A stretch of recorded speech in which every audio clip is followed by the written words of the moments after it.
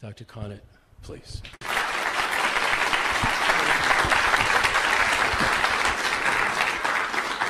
Thank you, John and Kathy, for organizing this, and thank you, Tony and Lisa from the Awareness Party. I've agreed to be an advisor to this party. I think it's very important that we get some ethics back into politics and into science, of course. Now, let me say at the outset, I do not believe that fluoridation is the worst problem facing this planet. There are far worse problems.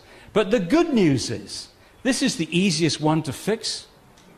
All you need is a strong wrist. Just got to turn off a tap. You know, when the political will is there, it's as easy to end like that. I thought when walking to the village council, that meeting, I said to my wife, I said, this is going to be easy, Ellen, this is going to be easy. I said, when they hear what I read this afternoon, there's no way they're going to continue to do this. It took us 7.5 years to get it out of our village. It ain't easy. It ain't easy. Okay, so this afternoon, as will this PowerPoint be. This PowerPoint will be on Lisa's website. So this afternoon, fluoridation is a poor medical practice. It's unethical. The evidence of any benefit is very weak. This was the big surprise for me because I assumed that the issue was going to revolve around safety, and I was expecting the evidence that it actually worked to reduce tooth decay would be strong. But incredibly, it's not strong at all. It's extremely weak. Next, there's no adequate margin of safety to protect the brain from harm and other known health effects. And let's stress that at the beginning. There's no argument whatsoever that fluoride causes harm. It's damaged millions of people's lives in India, China, parts of Africa and Mexico, where there are high natural levels of fluoride in the water. People's lives have been ruined. It damages their bones, it damages their brains, their endocrine system, and so on. That's not an argument.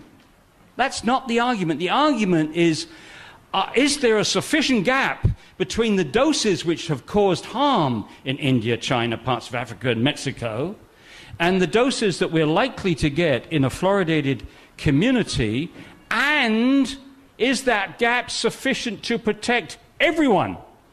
Not just the average person, but everyone, including the very young, the very old, the people with poor kidney function, and so on and so on.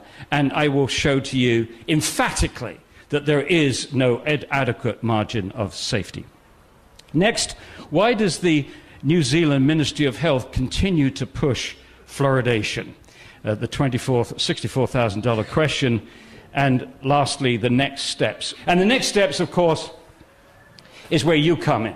I mean, this is useless. If you go away this afternoon and say, I heard this good talk by this guy from America, so I'm going to pull somebody, and he was very convincing that fluoridation is a bad idea, but you can't remember any of the arguments, it's useless. So hopefully, if this is any good at all, it will be to arm you, to give you the ammunition so that you can win these arguments. You can win these arguments with your friends, you can win these arguments in public meetings, and so on. And of course, as I said, this PowerPoint will be available to you, as will with the book. So it's a poor medical practice. In the 1930s, there was a short experiment where they added iodine to the drinking water to fight goiter and other aspects of poor thyroid function.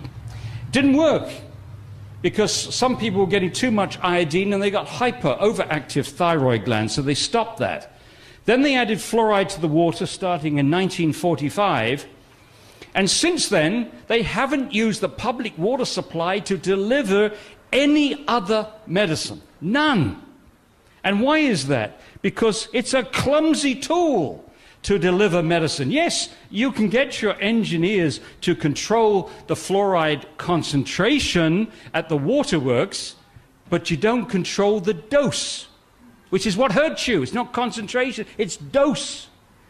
The dose depends upon how many liters of water that you drink. It's concentration times volume. It's milligrams per liter times number of liters. Now, I was in Australia a few weeks ago, and miners in Western Australia are drinking 10 to 12 liters of water a day. They're going to be wrecking their bones with that. In 30 years from now, these guys are going to be limping all over the place. So It's the dose you can't control. And ask any pharmacist, is there any drug in your store that you can give to anybody and tell them you don't have to worry about the dose, take as much as you want? No. He'd look at you as if you were stupid. Of course not. The second question is, it goes to everybody. When you put it in the water, it's going to go to the very young, it's going to go to babies that are bottle fed, it's going to go to people that are sick, people that have poor nutrition, it's going to go to everybody. Ask the pharmacist, is there any drug that you can give to anybody? No, not at all.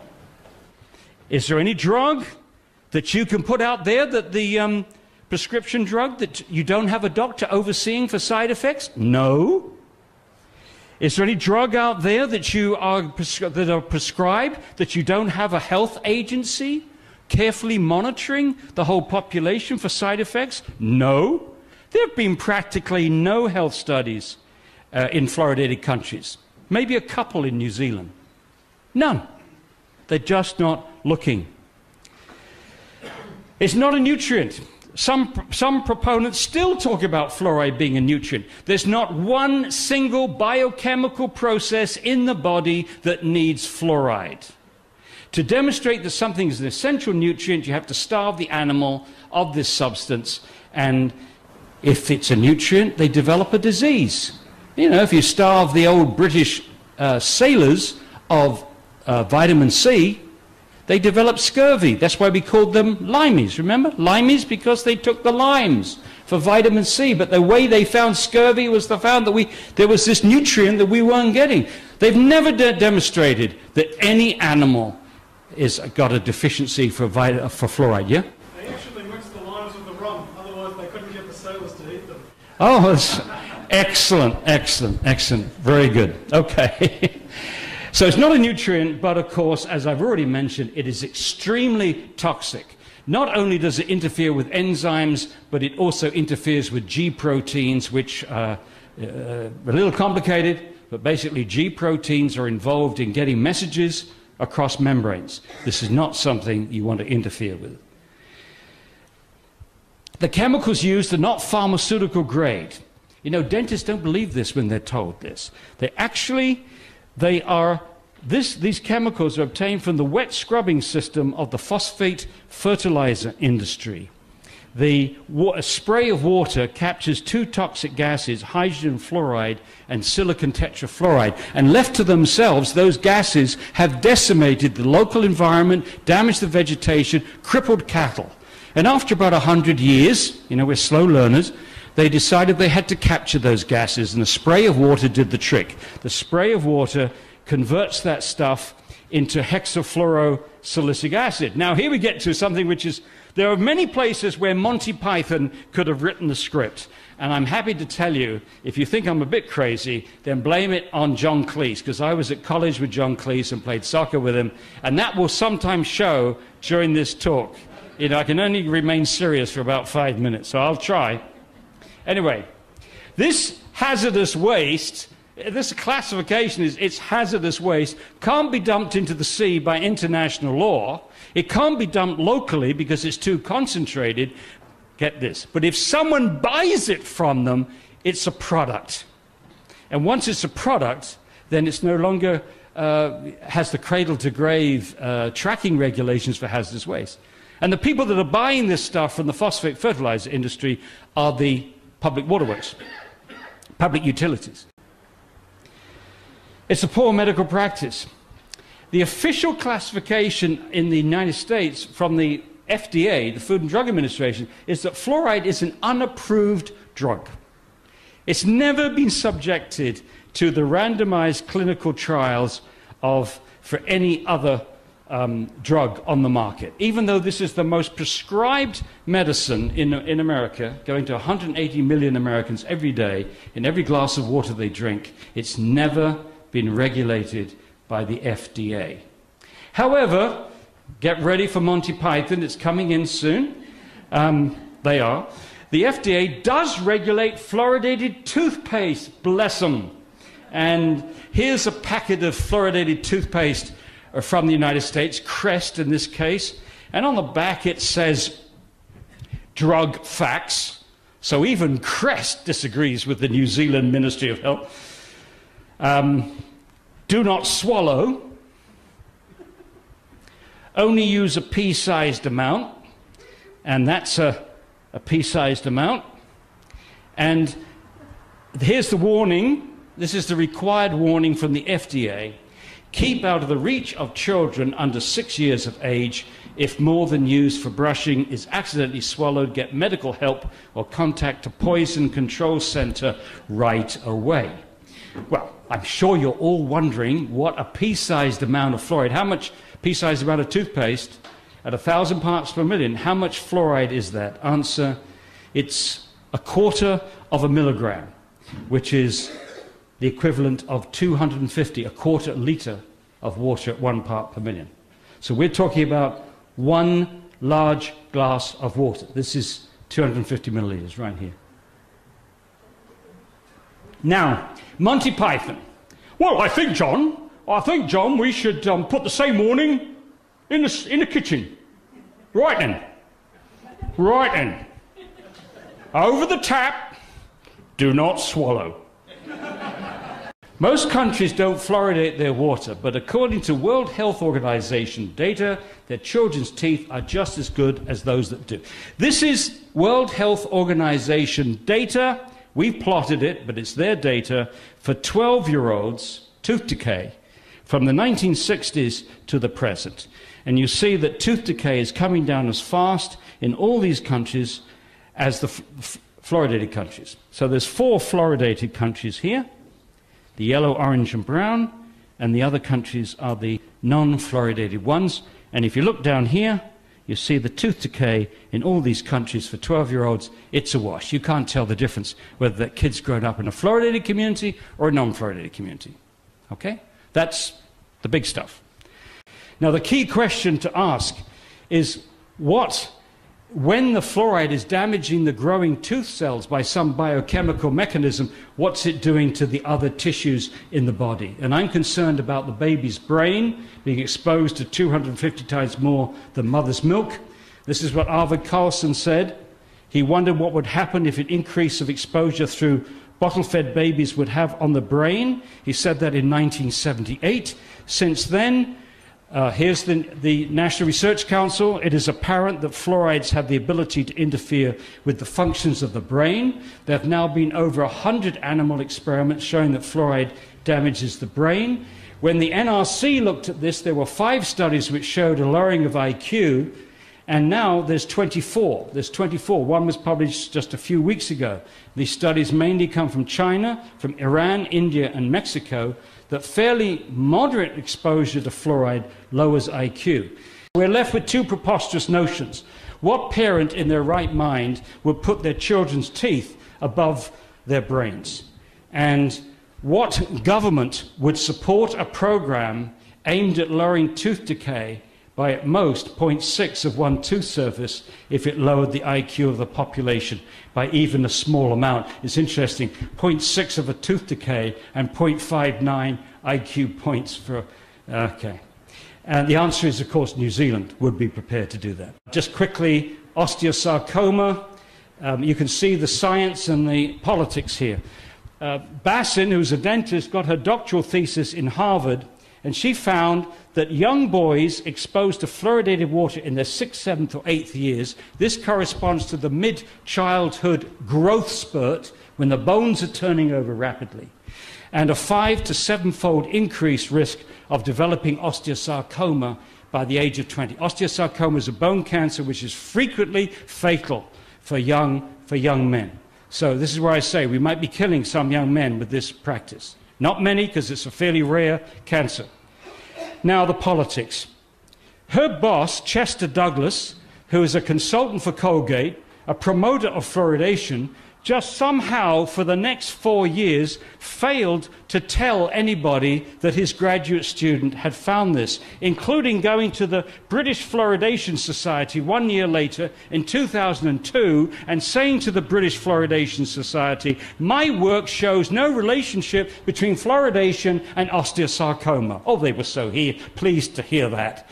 But he didn't tell them about his graduate student's work. Totally unethical, totally unethical. I mean, he could have told them and given his reservations, but not to tell them unacceptable. She eventually published her study with 3 co-authors.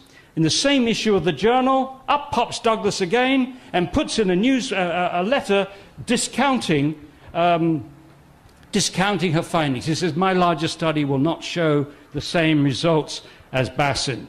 And promoters of fluoridation have been using this promise of a study, which is unpeer-reviewed and unpublished, to knock out a well-conducted study which found that effect. And that includes the new National Health and Medical Research Council in Australia.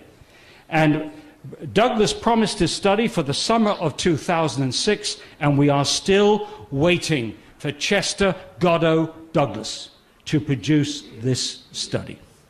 That's the politics of the thing. Thyroid function. Several lines of information indicate that fluoride exposure has an effect on thyroid function.